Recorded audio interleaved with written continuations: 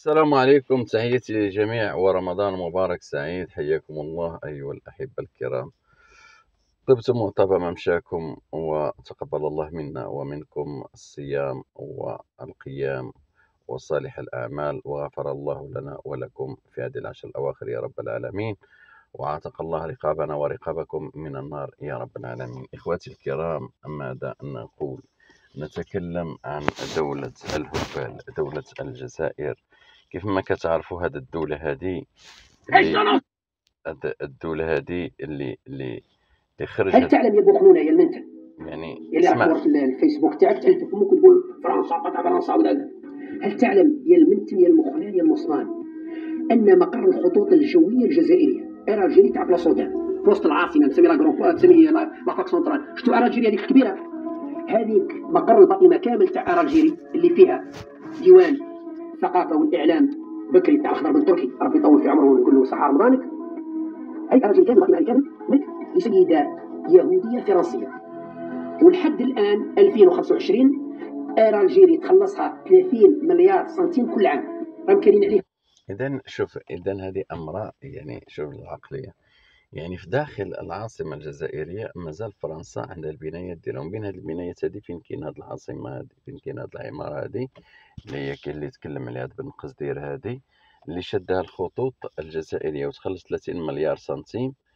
السيده فرنسيه يهوديه صاحبه العماره ويجيو عند المغاربه يقول لك انتم مطبعين، هذه يهوديه فرنسيه يهوديه شاريه الملك وكاريه للخطوط الفرنسيه الجزائريه. اراجيري خطوط الجويه الجزائريه تخلص في وحده يهوديه فرنسيه لحد الان، وتخلص في الورثه نتاعها اولادها ولاد ولادها 30 مليار سنتيم في العام. يا طحان قبل ما تحل فمك افهم القانون وفهم التاريخ وفهم امور. انت مريح يا طحان، مريح كما يقول لك الناس في حجر امك ولا في حجر اختك ولا في حجر مرتك وتعطي القطع دابا في فرنسا وتصفي فرنسا وتصفي كذا. افهم شتو عيشوا لكم، ثقلوا رواحكم وحطوا مويه بارده في حطوا رجليكم في مويه بارده. مقر الخطوط الجويه الجزائريه راهم لحد الان 2025 الخطوط الجويه الجزائريه اللي هي سياده تابعه لوزاره النقل تخلص في سيده يهوديه فرنسيه ربحت في العداله تخلص 30 مليار سنتيم كل عام. فهمت يا بوخنونه يا المصنان؟ مش اللي نقول لك ريت راه بلادك، يعني الملكيه ما عندهاش. هذه الصوره اللي تم تداولها بشكل هذه الصوره اللي تم تداولها بشكل كبير وكبير جدا. كميات كبيره من اللحوم، كميات كبيره من الخرفان تم دفنها في حاسي بحبح. هذه الصور اللي راهي امامنا مثل ما راكم تشوفوا، هاي كميات كبيره من اللحوم راكم تشوفوا. هذه اللحوم خانزه، فهمتيني ولا؟ اللحوم خانزه يعني يستوردوها لقاو فيها الدود انا مش اللعب مشاو يستوردوها، هما مشاو يدفنوها، يعني لا حول ولا قوه الا بالله. تم دفنها في حاسي بحبح. اولا انا بحثت على هذا الموضوع ما لقيتش في بعض الصور فقط كاتبين تم حاجز كميات من اللحوم ودفنها. اولا وعلاش حاسي بحبح؟ هل تم ضبط هذه اللحوم في مدينه حاسي بحبح او في ولايه الجلفه في حركه الماك الارهابيه؟ كما عرفتوا الجزائر قدام حركه الماك الارهابيه هدفها تقسيم البلاد، يديروا دولتهم وحدهم في منطقه القبائل ولا يهمهم الباقي. يعني حركه الماك لا تفكر في تحطيم ورقه. حركه محقة حركة الماك باغيين القبائل حرة مستقلة وعندهم الرئيس ديالهم وعندهم الحكومة ديالهم ويستقلوا. انتم اش عندكم؟ كما عارفين الجزائر بدات تنتج بترول، مش عارفين الجزائر تنتج 900 ألف برميل، يعني قل من مليون، قل من مليون برميل يوميا. نعم. 500 ألف اللي نص مليون نصدروها، و400 ألف استهلاك محلي. يعني احنا اللي نصدروها للعالم نص مليون فقط، نص مليون برميل. ننتجو 900 ألف يوميا، ننتجو 900 ألف، 500 ألف نصدروها و400 ياكلوها، والحمد لله رانا نقولوا لاباس علينا. السعوديه، المملكه العربيه السعوديه تصدر 9 مليون برميل، تنتج 10.5 مليون برميل، 10 ملايين ونص مليون برميل، كاين مرات توصل 11 مليون، يستهلكوا مليون ونص لانهم يبزعوا بترول رخيص عندهم باطل، الغاز والبترول السوار عندهم رخيصه، ويصدروا اكثر من 9 مليون برميل، اكثر من 9 مليون برميل يصدروها يوميا. احنا نصدروا نص مليون، هم 9 مليون نص مليون. هكذا كنا نقولوا بلي دوله مصدره البترول والغاز ودوله بتروليه وغازيه نفتخروا لاننا نتكلموا بالملايير. لما نتكلموا على 50 مليار دولار سنويا نصدروها في الغاز، الحمد لله حاجه مليحه. بس حد شي يتكلم لي على البلوط والخروب 150 مليون دولار 150 مليون دولار.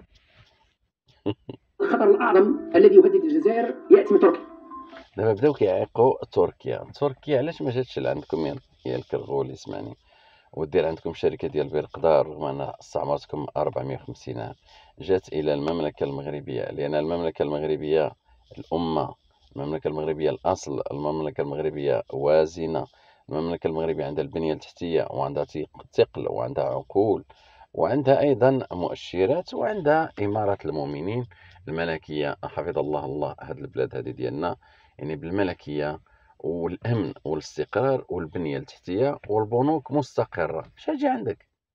كذلك العقول قابله انها تتعلم، العقول المغربيه.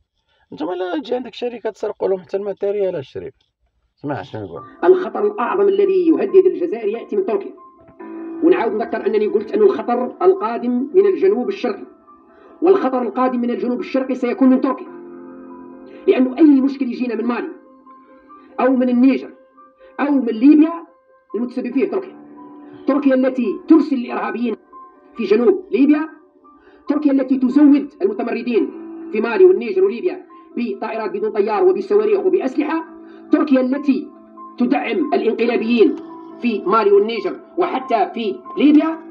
اذا الخطر القادم من الجنوب الشرقي ياتينا من اسطنبول، من تركيا.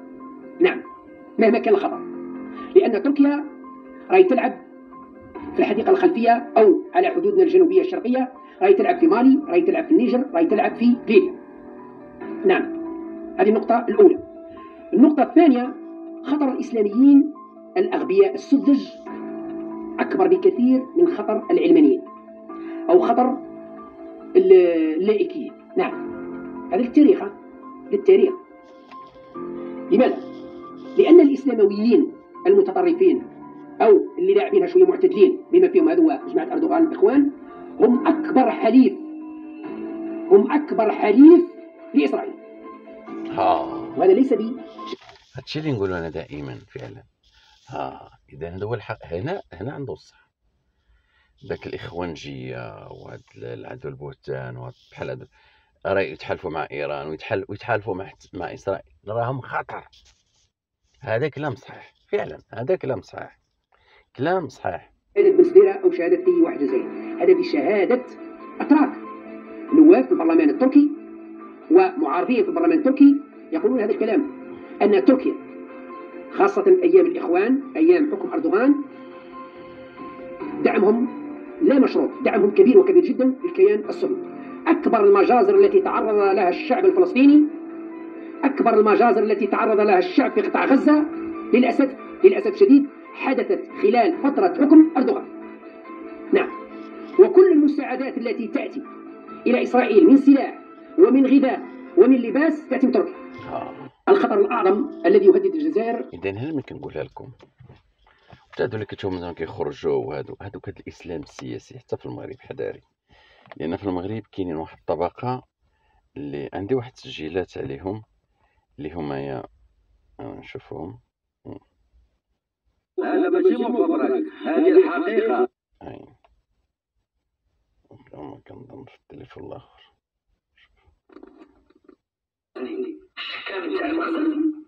على اي عندي تسجيلات وحدين اخرين غادي ندير ليها على هاد الاسلامويين باش نردوا البال منهم هاد اصحاب الاسلام السياسي وهذوك اصحاب العدلويين، داك الحزب المنحدر ولا اليساريين، لان الان كيوجدوا الانتخابات باش يدخلوا ويشوفوا شي حزب ويمشيو تحت منه ويدخلوا، والهدف ديالهم ضرب اماره المؤمنين.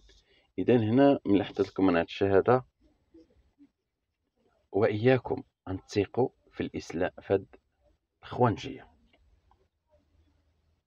او لا هاد الناس اللي كيبغيو يركبوا على الاحداث مثلا بحال الاحداث الفلسطينيه او غير ذلك. حنا ما كيهمنا الان الملك ديالنا شاد القضيه ديال القدس، حنا همنا القضيه الوطنيه، حنا وراء جلاله الملك، حنا مع كل الشعوب، حنا ما جيناش الامم المتحده حنا مشاكل الناس ديال الغير، ما يهمنا مشاكل بلادنا ونحداو بلادنا ونحرسوا بلادنا، والله يحفظ المملكة المغربية. ونتلاقاو في اللايف الجاي بحول الله في المساء. هذا اللايف درته لكم فقط، وراكم شفتوا ايضا حتى داك الجزائريين اللي كانوا في الجزائر وكيفاش هما ولو في الجزائر يسبوا يسبوا في المغرب. ياتي من تركيا. الخطر الاعظم الذي يهدد الجزائر، يعني تصور هذه تصوروا هذه في بيت الله الحرام وتسبنا، راكم شتيو داك الكرغوليه. جاتك على المروك، انا ما جاتكش على فرنسا.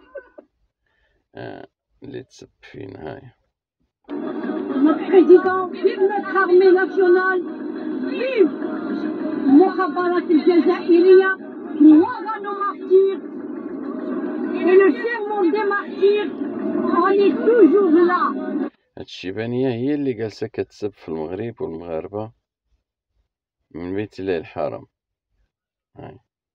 هاد العاقصة حاليا كاينة في مكة كتأدي مناسك من العربي السعوديت. الجزائريين كيهزينا علمنا وحنا راني فيها بعلم الشهداء. قال لهم اللي راهم في السجون.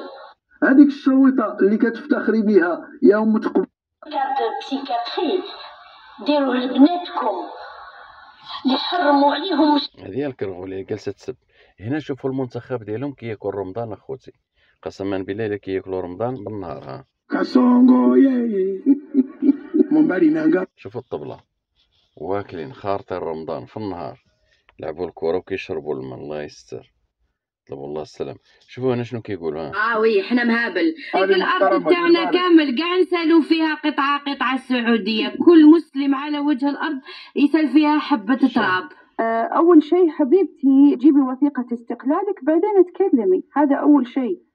بعدين يا حبيبتي السعوديه للسعوديين، انتم مجرد ضيوف فقط، تجون تحجون وتعتمرون ومع السلامه. لكم واجبكم بالادب والاحترام وتمسكين الباب وترجعين بلدك. ثاني شيء فرضت عليكم الشهاده من السنه اللي فاتت. ليش انفرضت؟ لما جزائري قتل جزائري واثنين هم اصحاب جايين يعتمرون عشان خاطر تفاحه، ونزل يسوي عمره وكأنه شيء لم يكن، وحقين الهاوس كيبنج هم اللي اكتشفوا. ثاني شيء فرضت عليكم الشهادة العقلية، بس هذه السنة للأسف جبتوها مزورة. وعلى فكرة أنا من الناس اللي كنت متطوعة في الحج وفي الحرم المكي. يا أخي للأسف أنتم تتعاملون بهمجية وبسوقية غير طبيعية، ما عندكم احترام لا للشعوب الأخرى ولا للمعتمرين الآخرين ولا لأصحاب البلد.